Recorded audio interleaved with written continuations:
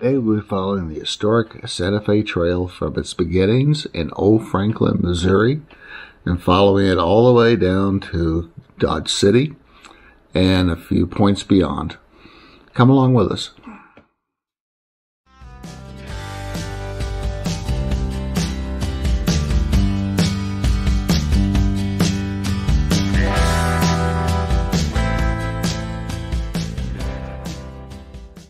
At this site in 1821, 9 men set out with a caravan of pack mules on a 900-mile, 2.5-month trip to what was then Santa Fe, Mexico.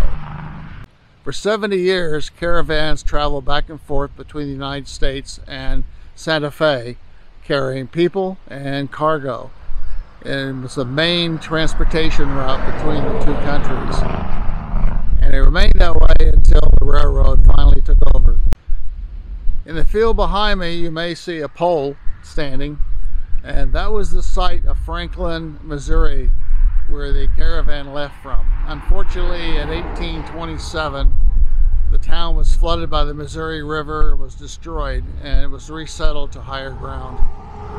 The wagons on the Santa Fe Trail entered Council Grove, Kansas along this road.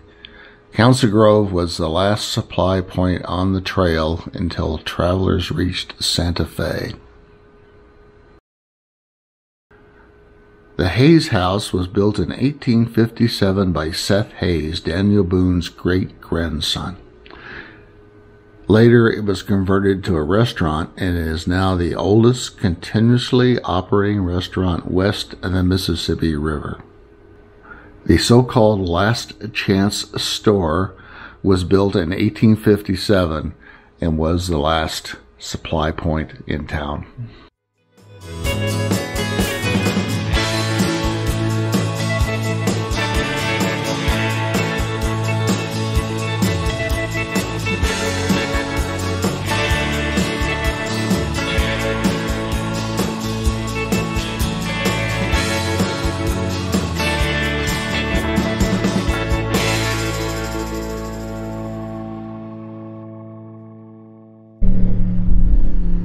We are in Dodge City, Kansas, and the wind must be blowing about 40 miles an hour.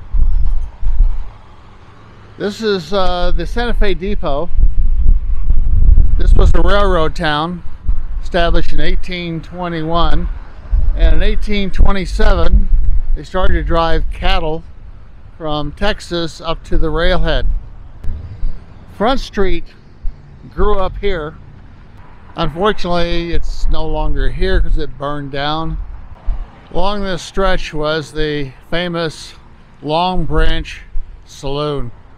Miss Kitty, you may remember from Gunsmoke. Well, there wasn't a Miss Kitty, but there was a Marshall Dillon. The Long Branch was one of 16 saloons in Dodge. Another famous person from this area is Wyatt Earp. It was a lawman from 1876 to 1879.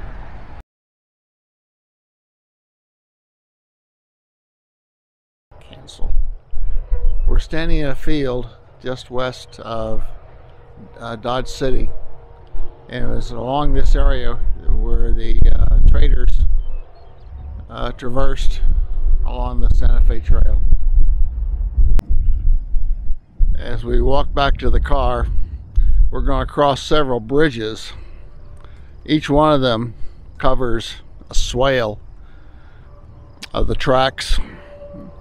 But after 150 years, they've really filled in, and with all the vegetation, you really can't see them. The only reason you know they were here is because they built the bridge over them to mark it. But we're up about 2-3 feet off the ground.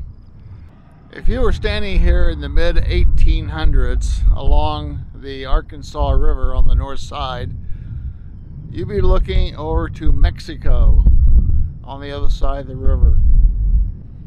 Once the wagon trains left Dodge City, and got as far here west as called Cimarron.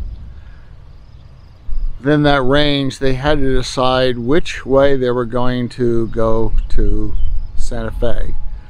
They could take the mountain route, which was longer, but it had better water, and they would stay on the north side of the Arkansas River.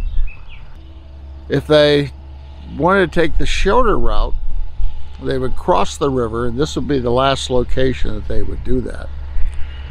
The problem was it was prone to more Indian attacks, and there was less water along the route. In the early years, the Cimarron cutoff was the preferred route, but as the Indian raids became more and more prominent, the mountain route took over and became the predominant route. Here's the question: if you were traveling here in the mid-1800s, which route would you have chosen? Better water, fewer Indian raids, or a shorter distance? Quite a decision to make. As we leave the Santa Fe Trail, I'm taking Mary to a surprise spot. This morning, Rich told me we were going to make a surprise stop. I can't imagine many surprises when Kansas looks like this.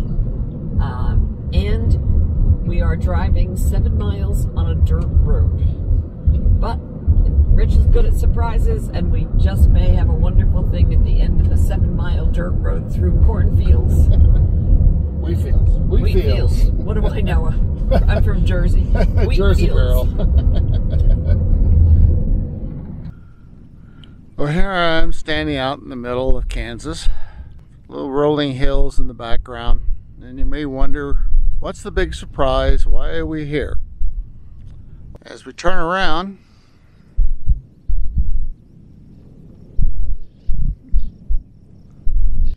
$80 million years ago, this area was, like in most North America, underwater, or limestone formed underwater.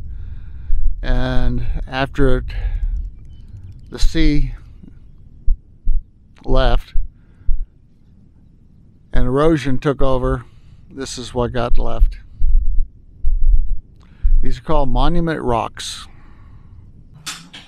In our next video, we'll be reaching Denver, where we'll see Max and his parents, and then we're going to go camping for the weekend. We hope you join us.